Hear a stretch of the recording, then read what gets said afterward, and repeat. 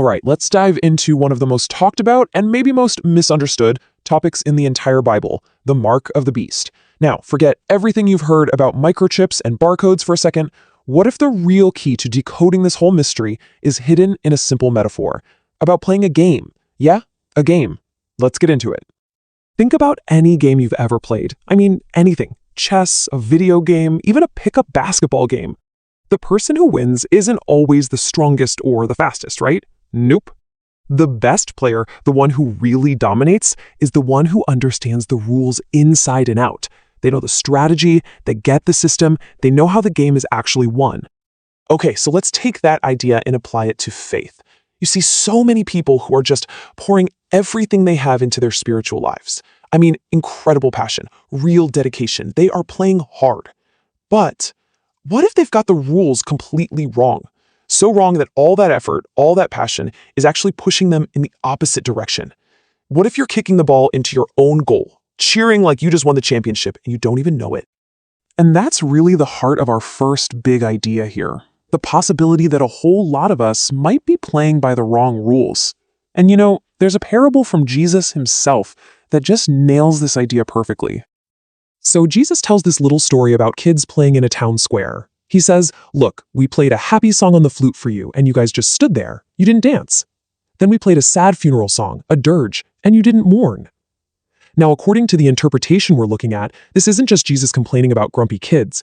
It's a powerful metaphor. The sad song, the dirge, that's the law. It's supposed to show you that you can't measure up, to make you mourn that fact. And the happy flute music? Well, that's the gospel of grace. It's a free gift, and hearing it should make you want to get up and dance. But here's the crazy thing. People get it totally backward.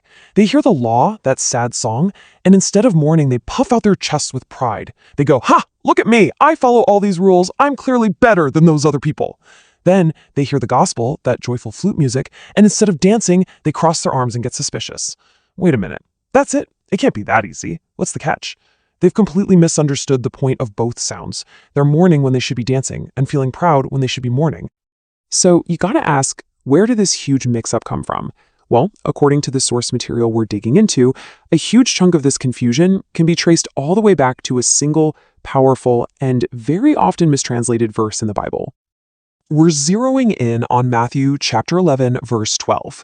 This one little sentence has for centuries been the fuel for this idea that salvation is all about struggle and effort, that you've got to fight your way into heaven. And the difference in translation is just night and day. The common view makes it sound like you've got to be the spiritual warrior kicking down the doors of heaven with sheer effort. But a closer look at the original Greek points to something totally different. It suggests the verse actually says, the kingdom of heaven suffers violence. Whoa, that flips the whole thing on its head. It's not about us trying to violently get in. It's about someone else using violence to keep people out. So who are these violent ones then? They're not some super passionate believers trying to get to God. No. According to this view, they're the religious gatekeepers, the legalists. They're the ones who violently block the true path to God. How?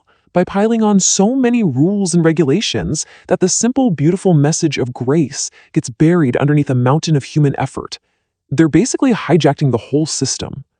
Okay, hold on to that thought, this idea of a hijacked works-based religion, because it connects directly to one of the scariest, most confusing parts of the whole Bible, the book of Revelation, and specifically that mysterious idea of buying and selling. This is it. This is the verse that keeps people up at night. Revelation says that a time is coming when you can't buy or sell anything unless you have the mark of the beast. And immediately your mind goes to, some kind of dystopian future, a one-world government that controls the economy and locks out anyone who doesn't conform. But hang on, the book of Revelation is famous for being jam-packed with symbols and metaphors. So we have to ask the question, is this really talking about buying groceries and paying your rent? Or could buying and selling be a symbol for something else entirely? Something spiritual? To figure that out, our source points us to another famous story, one you probably know well. It's when Jesus goes into the temple in Jerusalem, and he doesn't just walk in, he storms in, absolutely furious, flipping over tables and chasing out all the merchants. But why? Why was he so incredibly angry? I mean, this is Jesus, right? It wasn't just because they were running a business in a holy place, it was about what they were selling. That was the real problem. And this is the absolute core of it all.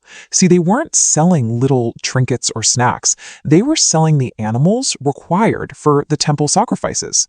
The oxen, the sheep, the doves. Think about what that means. They were literally putting a price tag on forgiveness. They took atonement, God's system for grace, and turned it into a business transaction. You could walk up with enough cash and buy your way back into God's good graces. That is the ultimate works-based religion, and that is what made Jesus so furious. Okay, so let's put the pieces together. We have people playing by the wrong rules, we have these violent legalists who block the true path, and we have this corrupt system of turning salvation into something you can buy.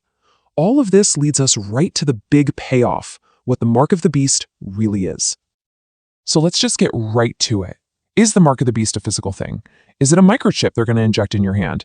Is it a vaccine, a QR code, a government ID? What is it? Well, according to this interpretation, the answer is no. It's not a physical object at all. You can't accidentally get it. The mark of the beast is a mindset, a spiritual philosophy. It's the belief that sits at the heart of nearly every religion on earth. The idea that you can earn your salvation, that you can buy your way to God through your good works, your religious efforts, your own personal righteousness. It is the system of spiritual buying and selling. And when you think of it that way, where the mark is placed makes perfect sense. On the forehead, that represents your thoughts, your philosophy, your entire worldview being built on legalism. And on the right hand, well, that's the hand of action, of doing, of work. It symbolizes the legalistic actions and deeds that come from that way of thinking. So the mark represents a person whose entire being, their thoughts and their actions, is caught up in the system of trying to earn their way to God. Alright, so if that's the wrong way to play, the way that leads to kicking the ball in your own goal, then what's the right way? What's the winning rule that cuts through all of this confusion? It actually comes down to a really simple, beautiful three-step logic. Step 1, the law. That sad song comes and shows you, hey, you can't do this on your own. You're not perfect. Step 2, grace, the happy flute music, comes and offers a totally free gift to cover all that imperfection. And step 3, faith.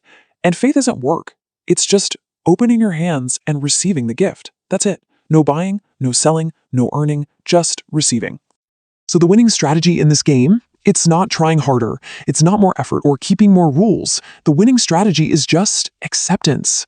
It's resting. It's understanding that the championship game has already been played and it was won for you.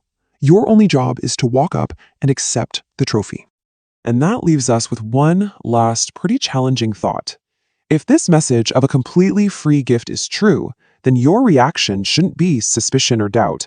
It should be pure joy. You should be dancing. So if you're listening to this and thinking to yourself, I don't know, it just sounds too simple, maybe the problem isn't that the message is too simple. Maybe you just don't believe it.